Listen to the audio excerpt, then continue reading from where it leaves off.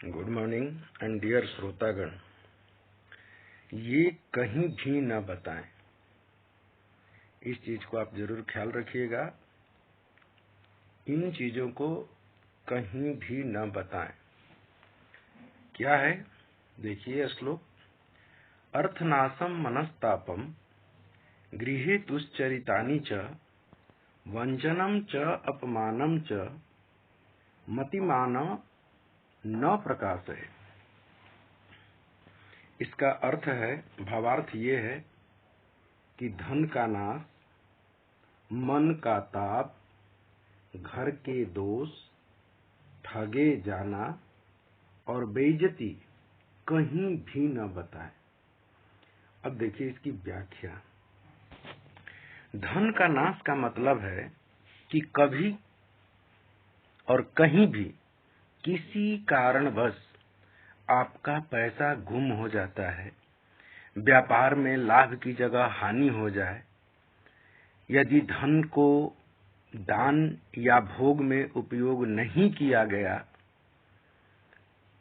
तो धन की तीसरी स्थिति नाश है। गलत तरीकों से कमाए गए धन का जल्दी ही नाश हो जाता है। इसलिए कभी भी कहीं भी अगर आपका धन किसी तरह से उसका नाश हो जाता है तो आप किसी को न बताएं, वरना आप मूर्ख बन जाएंगे। मन का ताप। मनुष्य के अंदर 3 तरह के ताप होते हैं, इसलिए इसको त्रिविध ताप कहा जाता है। वह है दैहिक, दैविक और भौतिक ताप। दैहिक, दैविक, भौतिक तापा ये तुलसीदास भी अपनी चौपाई में बताए हैं। दैहिक ताप का मतलब होता है देह से संबंधित दैहिक हुआ। इस शरीर को स्वतः अपने ही कारणों से जो कष्ट होता है उन्हें दैहिक ताप कहते हैं। शरीर को स्वतः अपने ही कारणों से, दूसरा कोई कारण नहीं होता, और उससे शरीर को जो कष्ट मिलता है उसको हम कहते हैं दैहिक ताप। तो इस दैहिक ताप को भी किसी से बताएंगे तो कोई आपका रोग जो है उसका उपचार कोई नहीं कर देता, इसलिए बताने पर आपके लोग खिल्ली ही उड़ाते हैं। दैविक ताप, देवताओं के द्वारा मिले हुए कष्ट को दैविक ताप कहते हैं। जैसे कभी देखते हैं कि भूकंप आ गया, आकाशीय बिजली गिर गई, बाढ़ आ गया, ज्वालामुखी फूट गया, ये सब क्या होता है? इसके कारण जो व्यक्ति के ऊपर जिस प्रकार की आपत्ति आती है वह सारे ताप दैविक ताप कहलाते हैं। अब भौतिक ताप। भौतिक ताप क्या है? जो कष्ट भौतिक जगत के बाह्य कारणों से होता है उसको हम भौतिक ताप कहते हैं। जैसे खाना बना रहे हैं, अचानक सिलेंडर फट जाए, आप जल जाएं, तो वो भी कष्ट है। इस कष्ट को हम भौतिक ताप कहेंगे। जैसे शॉर्ट सर्किट से घर में आग लग जाए, कोई दुर्घटना हो जाए सिलेंडर से, तो ये सब हमारा भौतिक ताप होता है। इसको भी बताने से कोई फायदा नहीं, इसलिए ये मन का ताप कहलाता है, और मन के ताप को भी किसी से न बताएं। अब घर के दोष। आप अधिकांश सुनते होंगे कि मेरे घर में सास ने ऐसे की, ससुर ने ऐसे किया। इस तरह के दोष घर के कई लोग बताते चलते हैं। इससे आपका खुद नुकसान है। कोई उसका समाधान नहीं ढूंढेगा, बल्कि उसमें चिंगारी और जला करके आग को तप्त कर देगा और आग को बढ़ा देगा। इसलिए अपने घर के दोष को अपने घर में ही रखिए।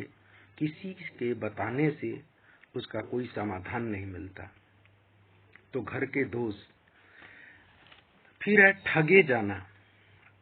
अधिकांश आप लोग सुनते हैं पत्र और पत्रिकाओं, पेपर या ये न्यूज में सुनने को मिलता है कि इतने लोग ठगी के शिकार हो गए। यदि किसी कारणवश आप किसी के द्वारा ठगे गए तो किसी को नहीं बताना चाहिए। अन्यथा आपको लोग ये समझते हैं कि ये मूर्ख है।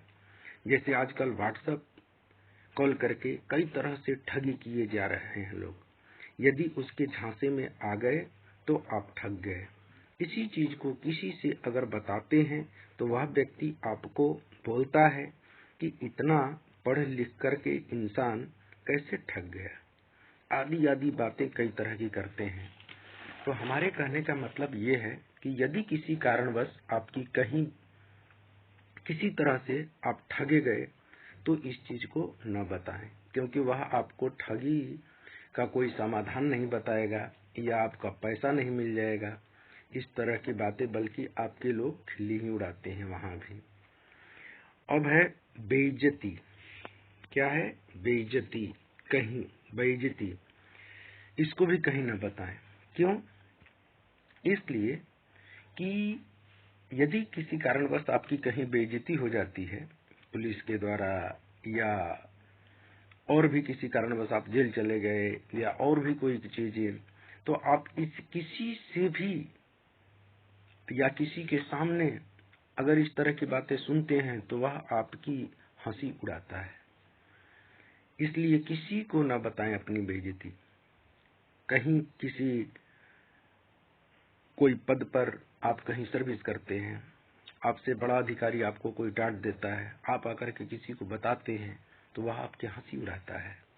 इसलिए अपनी बेइज्जती तो किसी के सामने मत बताइए, मत कहिए, क्योंकि रहीमन कभी भी कहते हैं कि रहीमन निजमन की व्यथा मन ही राखो गोए, सुनी अछलई है लोग सब बाट न लई है कोय।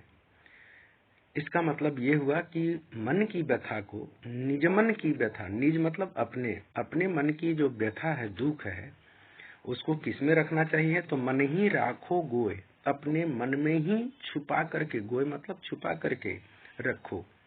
क्यों? क्योंकि सुनी अठिलई है लोग सब, आपके मन की व्यथा को, आपके दुख को लोग सुन करके अठिलई है। अठिलई है का मतलब होता है मजाक में लेते हैं।